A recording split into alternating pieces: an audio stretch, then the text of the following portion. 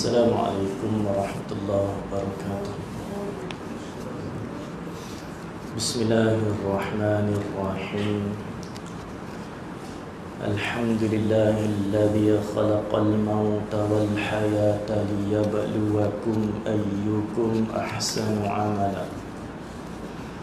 Ashhadu an la ilaha illallah wahdahu la syarika lahu wa ashhadu anna Muhammadan abduhu wa rasuluhu.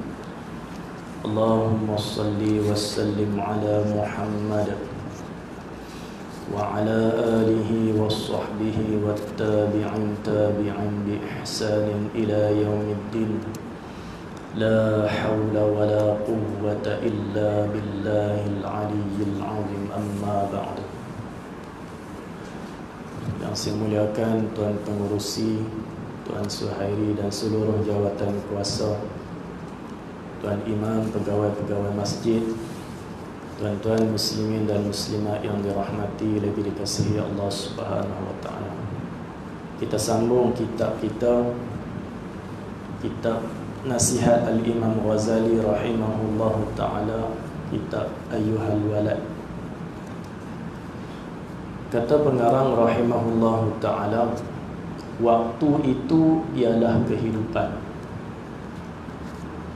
Wahai anakku yang tercinta, sebahagian daripada nasihat Rasulullah sallallahu alaihi wasallam kepada umatnya ialah Rasulullah sallallahu alaihi wasallam bersabda, alamatu i'radillahi ta'ala 'anil 'abdi istighaluhu bima la ya'nih wa inna imra'a dhahabat sa'atun min umrihi fi ghairi ma khuliqa lahu minal ibadah lajadirun an taqula alaihi hasratuh wa man jawazal arba'ina wa lam yaghlib ghairuhu ala syarrihi falyatajahhaz ila an-nar. Sadaqa Rasulullah sallallahu alaihi wasallam. Rasulullah sallallahu alaihi wasallam bersabda yang bermaksud adalah dikira sebagai tanda berpalingnya Allah Subhanahu wa taala daripada seseorang hamba apabila ia selalu mengerjakan perkara yang tidak berfaedah. Tuan-tuan, dalam hadis ni, bila kita renung, hadis ni adalah peringatan, pengajaran yang cukup banyak, amaran Rasulullah sallallahu alaihi wasallam.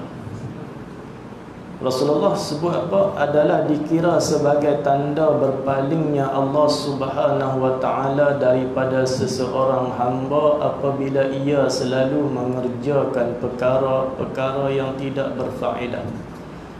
Dan seandainya ada satu saat sahaja daripada umurnya yang telah digunakannya pada barang yang bukan merupakan tujuan hidupnya, iaitu beribadat kepada Allah, maka layaklah bahawa akan panjang penyesalannya pada hari kiamat nanti. Dan siapa yang umurnya lebih daripada 40 tahun sedangkan kebaikannya masih belum dapat melebihi kejahatannya, maka layaklah ia mempersiapkan dirinya untuk memasuki api neraka. Allah, dengar tu, gerun tuan-tuan. Nabi sallallahu alaihi wasallam mengingatkan kita adalah dikira sebagai tanda berpalingnya Allah Subhanahu wa taala daripada seseorang hamba apabila ia selalu mengerjakan perkara-perkara yang tidak berfaedah. Kata ulama, tuan-tuan, kita nak lihat Allah Subhanahu wa taala ni sayang ataupun tidak kepada kita, lihatlah kehidupan kita setiap hari. Kalau dalam kehidupan kita setiap hari ini kita lihat ke arah mana Allah sibukkan kita. Kalau Allah sibukkan kita setiap hari dalam perkara akhirat banyak, maka Allah Subhanahu wa taala sayang dan dekat kepada kita. Kalau dalam setiap hari ni Allah sibukkan kita dengan perkara dunia yang paling banyak, tanda Allah berpaling daripada kita. Allah ni dengar payah tuan-tuan. Allah Subhanahu wa taala berfirman, ayat yang selalu kita dengar, surah yang selalu kita dengar, Bismillahirrahmanirrahim, wal 'asri innal insana lafi khusr. Demi masa, sesungguhnya manusia itu dalam kerugian. Masa ni Allah bersumpah dengan masa, nak bagi tahu masa waktu ni cukup berharga. Imam Hasan Al-Basri rahimahullahu ta'ala menyebut, hari yang Allah Subhanahu wa ta'ala berikan kepada kita cuma 3 hari sahaja. Hari yang pertama, hari kemarin yang telah berlalu. Kemarin, hari yang telah berlalu. Tu Imam Ghazali rahimahullahu ta'ala pernah tanya anak-anak murid, apakah yang paling jauh? Anak-anak murid cuba menjawab, tuan guru, yang paling jauh bulan, matahari. Kata Imam Ghazali rahimahullahu ta'ala, bulan, matahari jauh, tetapi yang paling jauh adalah masa yang telah berlalu, yang telah pergi meninggalkan kita. Kemarin, hari yang telah berlalu. Kalaulah kemarin kita isikan dengan banyaknya amal-amal soleh, maka kita akan beruntung bila kita melihat hari yang kemarin apabila dipertontonkan kepada kita saat kematian kita. Bila mati ya tuan-tuan, roh diperlihatkan roh dicabut, roh ditarik, nyawa kita ditarik sampai sahaja ke kerongkongan ni. Falaula idza balaghatil hulqum. Roh sampai sahaja ke kerongkongan, ke hulqum ni, Allah perlihatkan kepada kita semua amalan yang pernah kita kerjakan sewaktu hidup di dunia. Ketika itu setiap seorang daripada kita semuanya akan menyesal dengan panjang penyesalan.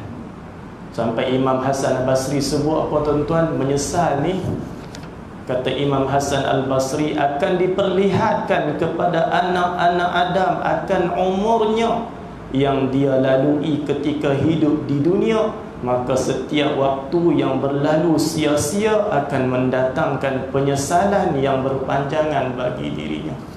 Allah perlihat bila roh sampai dekat sini tuan-tuan, Allah perlihatkan 2 alam untuk kita, iaitu alam barzakh, alam ghaib, alam akhirat, dan alam dunia. Kita boleh tengok orang siapa yang mai ziarah. Allah pertontonkan ketika tu. Allah tunjuk orang yang rajin mai sembahyang berjemaah 5 waktu setiap hari. Allah perlihatkan solat berjemaah kita, ketika tu kita akan menyesal, Allah banyaknya pahala, kalau aku tambah lagi lah. Hari yang aku tak pergi tu, kalau aku pergi, Allah je macam tu tuan-tuan. Allah perlihatkan kepada kita setiap langkah kaki kita mai ke masjid tu, Allah tunjuk satu persatu pahala. Ketika tu kita akan menyesal, kenapalah Allah tuan-tuan. Berlaku dekat seorang sahabat Nabi sallallahu alaihi wasallam. Sahabat Nabi sallallahu alaihi wasallam, ada riwayat yang mengatakan sahabat ni namanya Sya'ban, ada yang kata Sauban. Sya'ban radhiyallahu anhu ni, hebatnya sahabat-sahabat semua hebat tuan-tuan. Hebatnya Sya'ban ni, setiap hari dia akan sampai sebelum azan. Sebelum azan dia akan ada di saf yang pertama. Berdiri duduk siap-siaplah di saf pertama. Duduk di saf pertama tuan-tuan. Nabi bila masuk dalam masjid, tengok sahabat, tengok Sya'ban, Nabi senyum. Setiap hari dia akan ada di saf pertama. Saf pertama ni kata Rasulullah, tuan-tuan, siapa-siapa yang tahu kata kelebihan berada di saf pertama, mereka akan berebut-rebut untuk berada di saf pertama walaupun terpaksa cabut undi, terpaksa buat pilihan raya nak duduk saf pertama. Kita duduk, tuan-tuan, kali dengan ustaz, kalau nak duduk saf belakang, nak main lambat dia ustaz tu. Tuan-tuan muslimin dan muslimat yang dirahmati Allah, setiap hari Nabi tengok Nabi senyum. Sahabat-sahabat hebat. Satu hari Rasulullah SAW masuk ke dalam masjid, tengok Sya'ban tak ada. Habis sembahyang, tengok Sya'ban tak ada juga. Selesai semua, Nabi tanya sahabat, mana Sya'ban? Ya Rasulullah, Sya'ban tak hadir ya Rasulullah.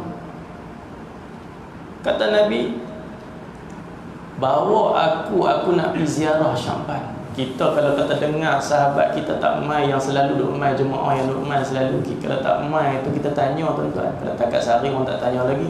Tapi bila banyak hari, di mana? Pasal tak pernah miss. Nabi tanya, mana Sya'ban? Tak hadir ya Rasulullah. Bawa aku nak pergi ziarah Sya'ban. Kata sahabat, ya Rasulullah, rumah Sya'ban ni jauh ya Rasulullah, jauh sangat-sangat. Bawa aku nak pergi ziarah Sya'ban. Nabi pergi rumah Sya'ban ni 3 jam perjalanan. Allah tak dapat bayang 3 jam, tuan-tuan. Ayat daripada kulit dengan jam, ya Allah.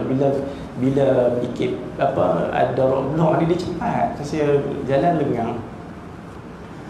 Tuan-tuan muslimin dan muslimat yang dirahmati lagi dikasihi Allah Subhanahu wa taala, sampai di rumah Sya'ban, bagi salam isteri Sya'ban keluar sambil menangis.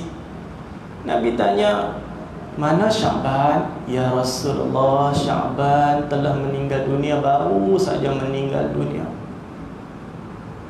Ketika Sya'ban sakratul maut, ketika nazar, Sya'ban menangis sambil menyebut 3 perkara.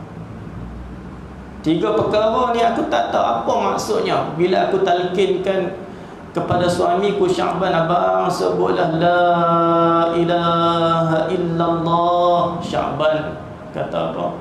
Kenapa lah tak jauh? Rugi. Kenapa tak jauh? Rugi. Sebutlah la ilaha illallah. Dia kalimah terakhir yang tu, tuan-tuan. La ilaha illallah. Jangan suruh macam ni, tuan-tuan. Mengucap. Dia suruh la ilaha illallah. Talqin kat telinga. Bila aku sebut lagi la ilaha illallah, suamiku Sya'ban kata apa? Kenapa lah tak baru? Rugi. Bang, sebutlah la ilaha illallah. Kenapa lah tak semua? Rugi.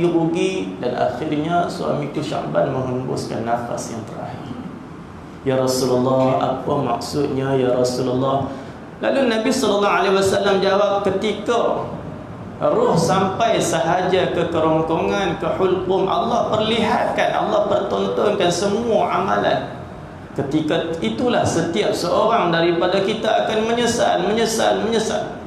Menyesal ini, tuan-tuan, sampai dalam syurga menyesal. Duduk dalam syurga dah menyesal. Menyesal apa? Bila tengok sahabat kita, orang lain semua duduk di atas, kita duduk syurga bawah. Boleh masuk syurga ke mujur, tapi bila tengok syurga di atas, hebat. Kenapa lah aku tak usaha sikit lagi lah, aku boleh duduk di atas. Menyesal. Allahu Akbar. Menyesal.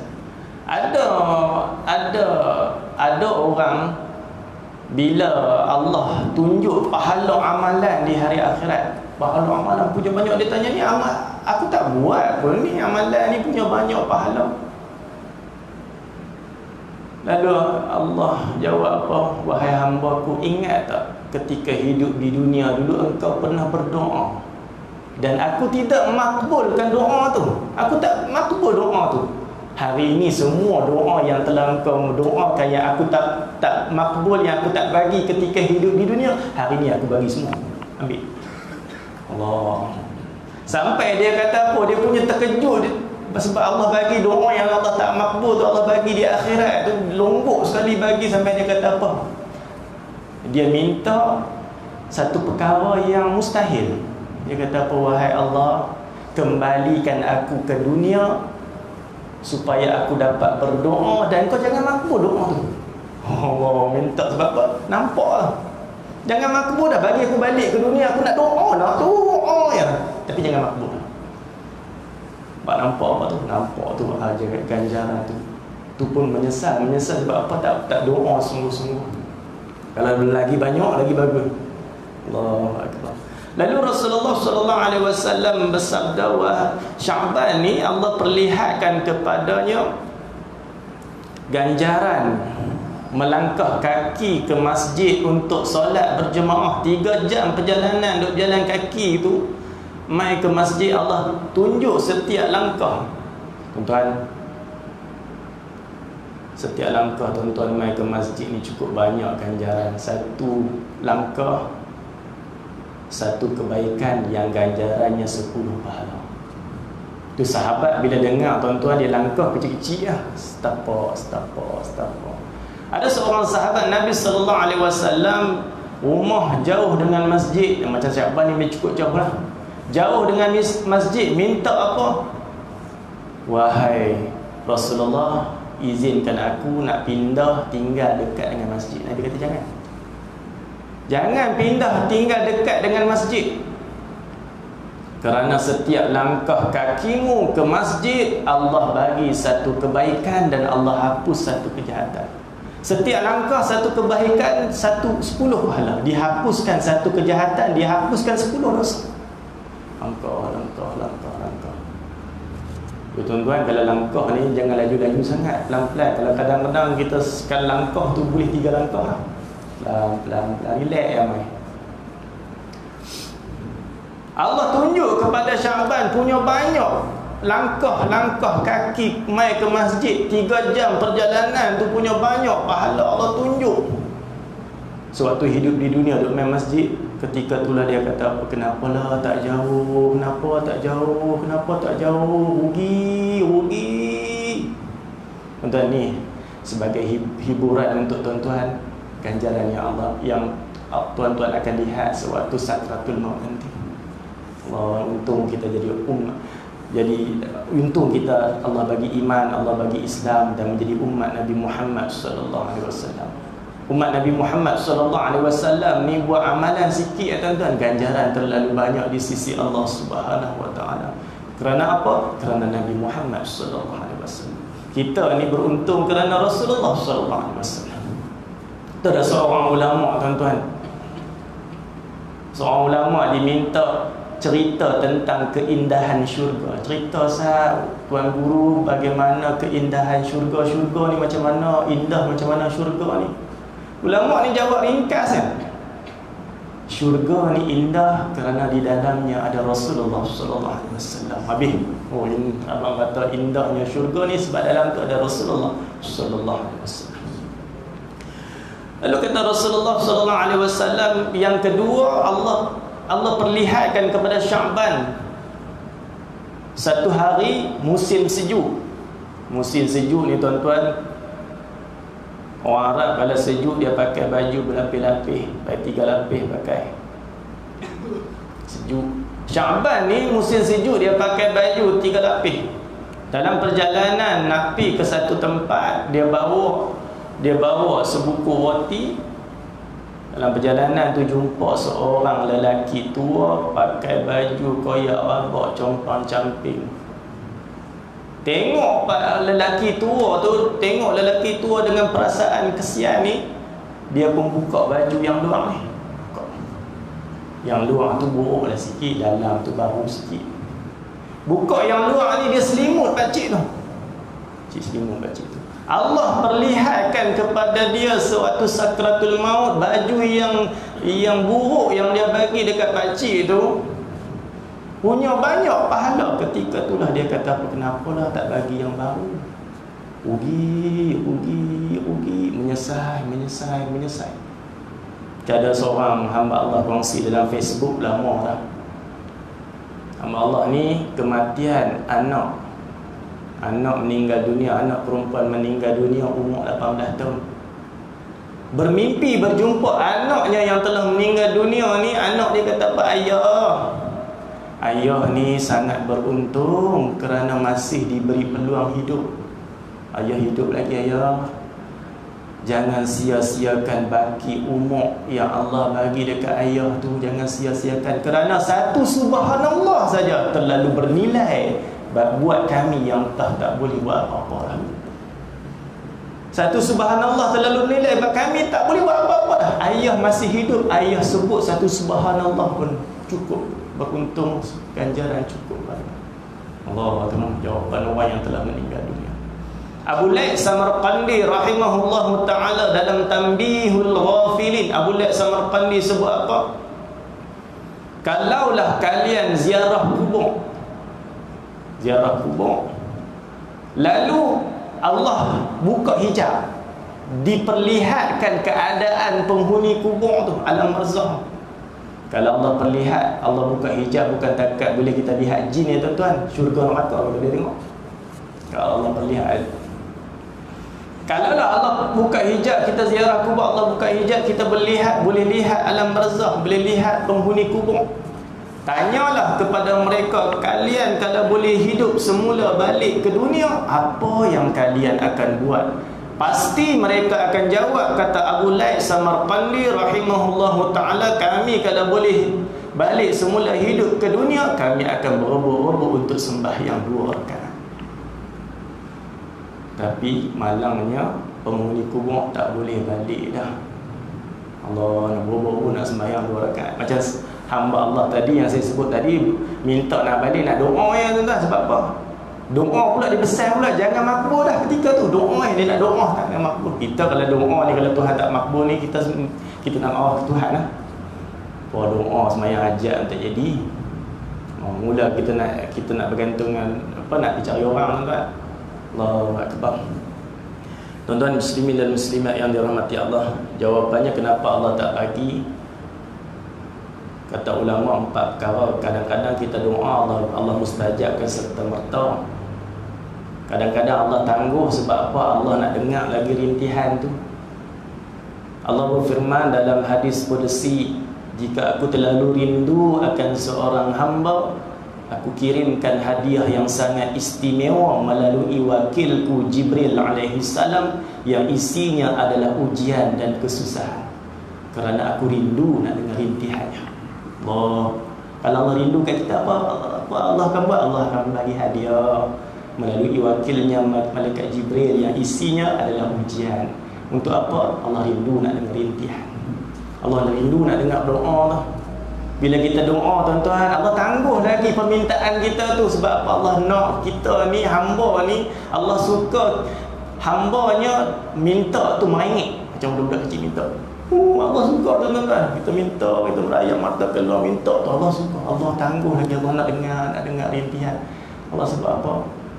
Aku rindu, jika aku terlalu rindu akan seorang hamba, akan kukirimkan hadiah yang sangat istimewa melalui wakilku Jibril alaihi salam, yang isinya adalah ujian, kerana aku rindu nak dengar rintihannya. Tuan-tuan muslimin dan muslimat yang dirahmati Allah, dalam hidup ni, kata guru saya, sentiasalah bersangka baik dengan Tuhan. Sebenarnya apa yang Allah bagi kepada kita ni cukup sesuai lah. Memang takdir itu yang terbaik lah. Saya dengar Ustaz Fawaz Makjan sebut, point dia menarik juga. Kira apa lah?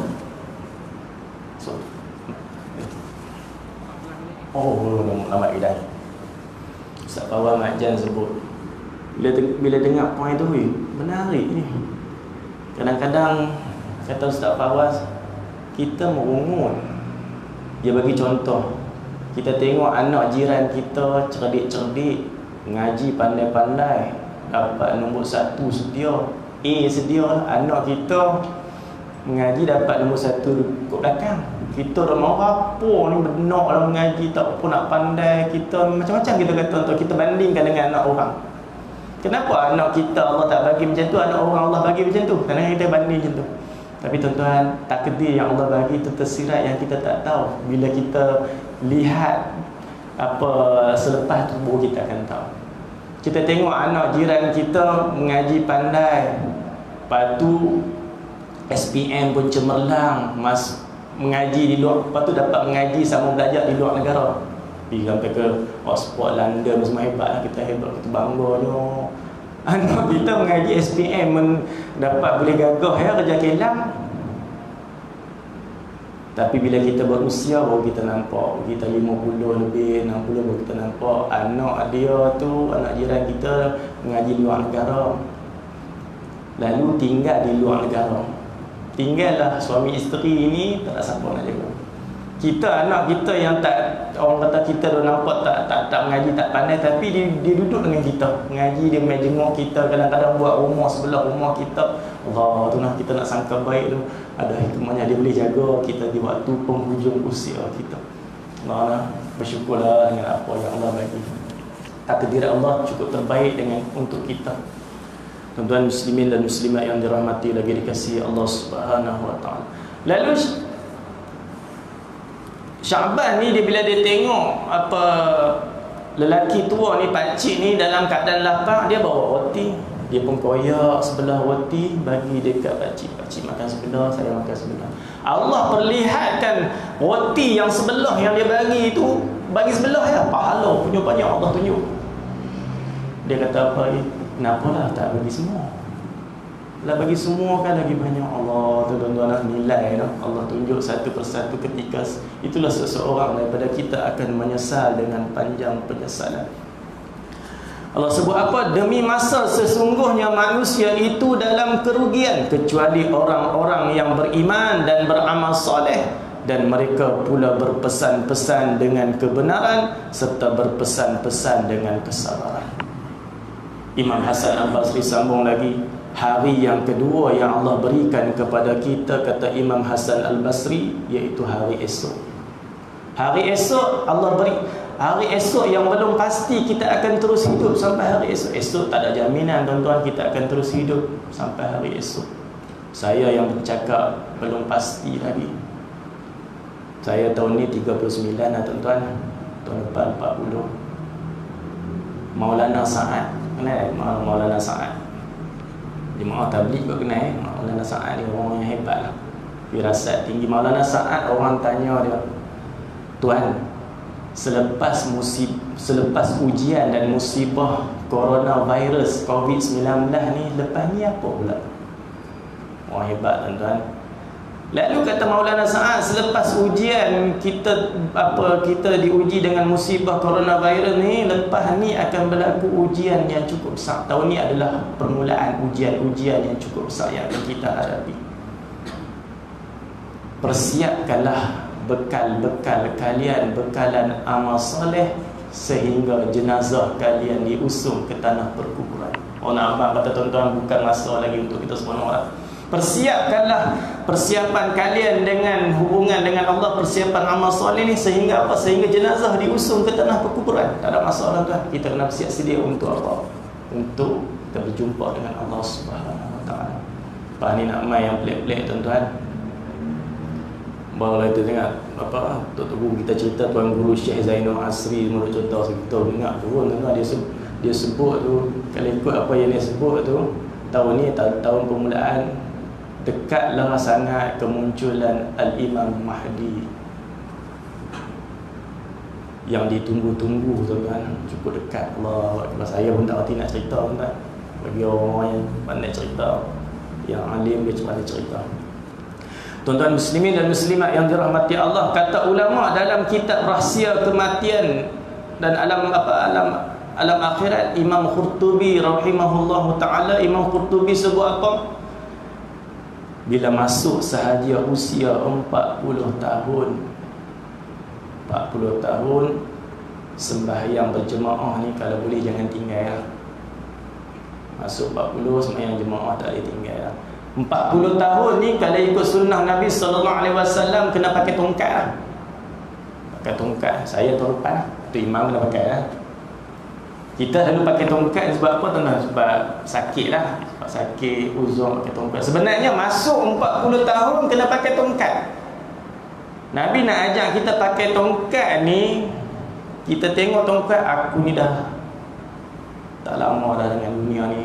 40 tu masa untuk kita kutip hasil-hasil yang kita usahakan sewaktu hidup di dunia. Itu paling kurang tuan-tuan, solat berjemaah ni bagi dapat 3 waktu lah setiap hari paling kurang. Bila masuk 40 solat berjemaah tak boleh tinggal. Bila masuk 60 tahun pula, 60 tahun tahajud tak boleh tinggal lah. Naknya bukan kata 60 tahun kita lah, saya yang cakap sebenarnya tahajud tak boleh tinggal lah tuan. Tahajud ni makanan rohani yang cukup kuat hubungan kita dengan Allah. Salahuddin Al-Ayyubi rahimahullahu ta'ala, ketika peperangan Salahuddin Al-Ayyubi ni, dia nak letak tentera di barisan hadapan ni, dia tengok kemah-kemah nyala dah di waktu malam ni, bangkit tahajud letak di hadapan. Allahu Akbar. Apa kata kekuatan kerohanian tu penting. Macam Syekh Ahmad Yasin, Syahid Syekh Ahmad Yasin yang syahid di kerusi roda tu lah, Palestin Hamas. Syekh Ahmad Yasin sebut apa? 1948 Palestin jatuh ke tangan Israel. 1948 itu peristiwa sejarah hitam umat Islam. 1948. 40 tahun selepas tu 1987 Intifada, kebangkitan Islam tuan. Kita tengok mujahidin umat Islam sanggup panjat tembok Masjidil Aqsa semata-mata untuk apa? Untuk solat berjemaah. Panjat tu kena tembok mati, syahid. Mata-mata nak masuk tu. Intifada, bila kita tengok kebangkitan umat Islam, kata Syekh Ahmad Yasin, hubungan mereka kuat dengan Allah. Baca qul huwallahu ahad 3 kali ya, balik kereta kebal meletup. Ini mana kekuatan kerohanian hubungan dengan Allah cukup kuat. Lalu kata Syekh Ahmad Yasin, selepas Intifada 40 tahun akan datang, iaitu 2027, tamat Yahudi di atas muka bumi Allah. Satu kalian akan lihat apa? Pokok-pokok batu-batu akan berkata, di belakang aku ni ada Yahudi, bunuhlah. Orang dekat tuan-tuan lah. Bila Yahudi tamat ya tuan-tuan, sekali dengan Dajjal lah. Tamat, wallahu alam, kata Syekh Ahmad Yasin Asy-Syahid. Hari yang ketiga, kata Imam Hasan Al-Basri rahimahullahu ta'ala, iaitu hari inilah. Hari inilah hari yang masih berbaki dalam kehidupan kita. Hari inilah hari yang masih kita diberi peluang untuk bersiap sedia menghadapi perpisahan dengan dunia. Kerana Rasulullah SAW bersabda, secerdik-cerdik manusia adalah orang yang paling banyak ingat kepada kematian. Kerana syarat mati tak semestinya tua, muda pun mati. Tak semestinya sakit, sihat pun mati. Tambah akhir zaman ni tuan-tuan, mati mengejut cukup banyak. Allahu Akbar. Mati mengejut, kadang-kadang muda pada saya, ya Allah. Saya kadang-kadang bila dengar kematian, tambah saya kalau kata dulu sedang dulu ahli semayang-mayang. Hari-hari kadang-kadang bila bila berlaku kematian, kadang-kadang 5 kali sehari pergi semayang jenazah. Oh, tengok ish muda lagi. Kalau yang saya kenal duduk termenung, duduk teringat ish, dia tu masjid pun tak nampi, kuliah pun tak nampi, muda pada aku lagi, mati dah tuan-tuan. Tak dapat bayang tuan-tuan, saat roh nak keluar tu dengan penuh penyesalan. Sebenarnya orang beriman yang beramal soleh menyesal, yang lawa lagi menyesal. Tuan-tuan muslimin dan muslimat yang dirahmati Allah, hari inilah hari yang masih berbaki dalam kehidupan kita, yang masih lagi kita diberi peluang untuk buat persiapan amal soleh. Tuan-tuan muslimin dan muslimat yang dirahmati Allah, tu Sayyidina Umar Al-Khattab radhiyallahu anhu menyebut, hari ini adalah kehidupan, esok adalah kematian. Nabi, saya sambung. Ulama sebut apa? Kalau kita nak lihat dalam kehidupan kita ni Allah sayang ataupun tidak, lihatlah kehidupan kita setiap hari ke arah mana Allah sibukkan, ke arah apa amal akhirat yang banyak, maka Allah dekat dan sayang dengan kita. Kalau Allah sibukkan dengan perkara dunia yang banyak sampai tak sempat untuk berbuat kebaikan, nak main masjid tak ada, nak main kuliah tak ada, tanda Allah berpaling. Nabi sebut lagi, dan seandainya ada satu saat sahaja daripada umurnya yang telah digunakannya pada barang yang bukan merupakan tujuan hidupnya, iaitu beribadat kepada Allah, maka layaklah bahawa akan panjang penyesalannya pada hari kiamat nanti. Dan siapa yang umurnya, tuan-tuan, yang ni yang saya cukup takut dengar. Dan siapa yang umurnya lebih daripada 40 tahun sedangkan kebaikannya masih belum dapat melebihi kejahatannya, maka layaklah ia mempersiapkan dirinya untuk memasuki api neraka. Saya tahun ni 39. Nabi sebut kalau masuk 40, kalau kebaikan tak boleh mengatasi kejahatan, siap sedia nak masuk neraka. Saya 39. Kalau bahagi dua lah, bahagi dua masa umur saya 39 bagi dua, duk congok-congok tuan-tuan, kebaikan tak dapat mengatasi kejahatan lagi. Duk nampaklah yang boleh banyak. Pasal Nabi sebut apa? Setiap saat dalam hidup kita sia-sia, menyesal dengan panjang penyesalan. Tuan-tuan muslimin dan muslimat yang dirahmati lagi dikasihi Allah Subhanahu wa taala. Tuan-tuan, bersiap sedialah untuk menghadapi kematian yang semakin dekat dengan kita. Mati ni dekat sangat-sangat. Tu jangan tak ada masa dengan Allah, nanti Allah tak ada masa dengan kita. Jangan cari waktu lapang untuk beramal, kita lah kena melapangkan waktu untuk beramal. Ingat Allah di waktu kita senang, Allah akan ingat kita di waktu kita susah. Mudah-mudahan kematian yang kita tunggu-tunggu ni adalah kematian yang terindah, tuan-tuan. Tu Habib seorang ulama tu, nama apa? Dia sebut apa? Ulama ni sebut, jadikanlah dalam hidupmu ketika hari lahirmu engkau menangis dan semua yang melihatmu ketawa. Tukarkanlah, jadikanlah dia terbalik. Ketika hari kematianmu, semua orang menangis dan ruhmu keluar daripada jasadmu dalam keadaan ketawa.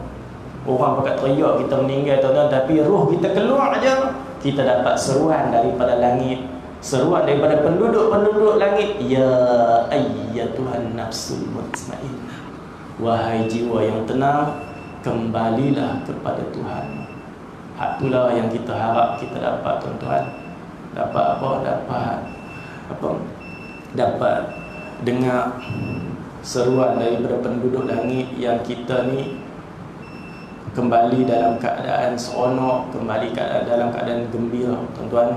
Kata Imam Ghazali lagi, sebenarnya sekadar inilah sudah cukup untuk menjadi nasihat kepada semua orang yang berilmu. Tuan-tuan, kita sambung pada sesi akan datang, nasihat daripada kitab Ayyuhal Walad ini, insya-Allah. Sekian aqulu qawli hadza, wassalamualaikum warahmatullahi wabarakatuh. Bismillahirrahmanirrahim. Alhamdulillahi rabbil alamin, wassalatu wassalamu ala asyrafil anbiya'i wal mursalin wa ala alihi wassahbihi ajma'in. Ya Allah, demi kemuliaan Nabi Muhammad sallallahu alaihi wasallam, ya Allah, kami merayu, kami merintih, kami memohon, ya Allah, dengarilah rayuan dan rintihan kami, ya Allah. Ampunkanlah kami, ya Allah, ampunkanlah segala dosa-dosa kami, ya Allah.